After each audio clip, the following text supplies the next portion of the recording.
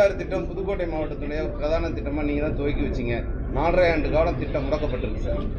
அதாவது அனைத்து இந்திய அண்ணா திராவிட முன்னேற்ற கழகத்தை பொறுத்த வரைக்கும் வறட்சியான பகுதியில் இருக்கின்ற விவசாயிகளுக்கு தேவையான நீரை கொடுத்து ஒரு வளமான பகுதியாக உருவாக்க வேண்டும் என்ற அடிப்படையில் தான் இந்த காவிரி குண்டார் திட்டத்தை நாங்கள் நடைமுறைப்படுத்துவதற்காக நாங்கள் முயற்சி செய்து முதற்கட்டமாக ஒரு 700 கோடி ரூபாய் டெண்டர் விட்டோம்.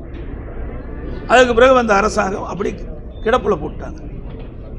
ஏன்னா மேட்டூர் அணையிலிருந்து வெளியேறுகின்ற உபரி நீர் வீணாக போய் கடலில் கலக்கு. அப்படி மேட்டூர்லேருந்து வெளியேறுகின்ற உபரி நீரை இந்த காவிரி குண்டார் கால்வாயில் விட்டதன் மூலமாக 5 மாவட்ட மக்கள் பயன்படுறாங்க. அதை இந்த அரசு அலட்சியம் இருக்கின்றது.